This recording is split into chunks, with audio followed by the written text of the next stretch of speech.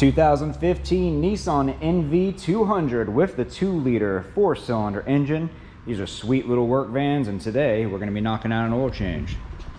Over at our computer, you can see with a drain refill with filter, which we're always going to recommend that you replace your filter with every oil change, you will need 4.65 quarts of 5W30. It doesn't say it here, but that is 5W30 full synthetic.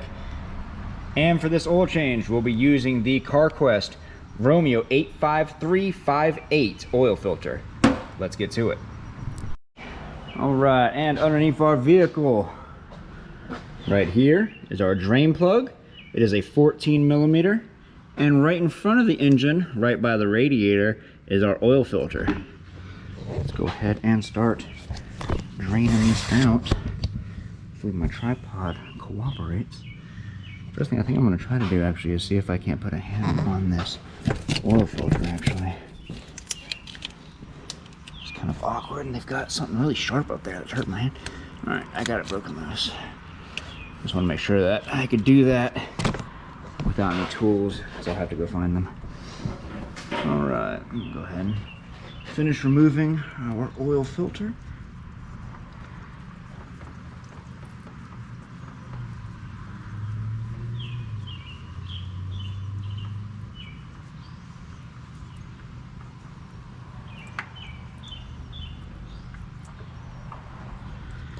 When you remove your oil filter, make sure you check that this O-ring or gasket came off with your old oil filter. Visually inspect the housing of your oil filter. Make sure it is clean and clear of any debris before installing your new oil filter. With our new oil filter in hand, go ahead and grab some of this used motor oil still draining out. Lube up our new O-ring right there, and install our new oil filter. Hooray!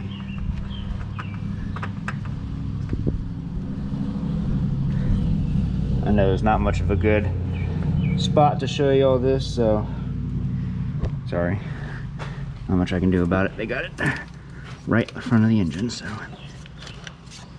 And put this down hand tight. Do not put any tools on it, because you'll probably never get that oil filter off again. Now, drain plug, 14mm.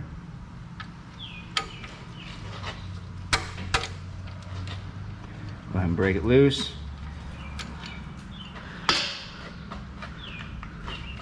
Get our catch can ready. There we go. And while that's draining out, go ahead and check your gasket.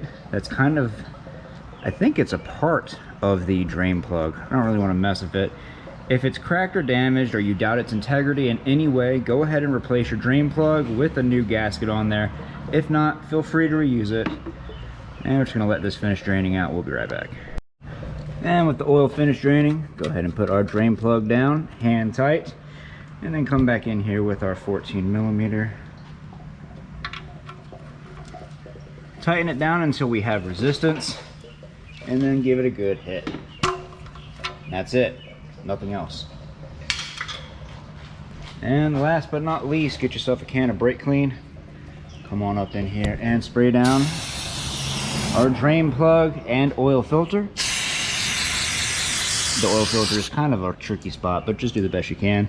You want to make sure you leave your working area nice and clean, so that way when you're working on this vehicle in the future, if you see oil in any of these two areas, you know you have a possible oil leak, and not that you just left a mess during your last oil change. All right, back up top side, we got our oil cap right here. And these ones, they like to go on really tight. I don't know what's up with that, but man, they hurt my fingers. Anyway, then we go ahead and add our oil. You can see that this looks like a full opening, but it actually has a baffle in here. Make sure you add your oil slowly. If not, it could overfill and pour out the sides of this drain or plug hole. So anyway, I'm just gonna add the oil carefully, and I'm not gonna rush it. I'm just gonna let it do its own thing. So I really don't feel like cleaning up a mess. There you go.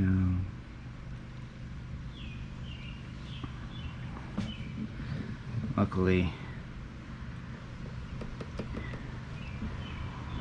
my oil container has a narrow opening, so I was able to squeeze it past that and made it easy for me.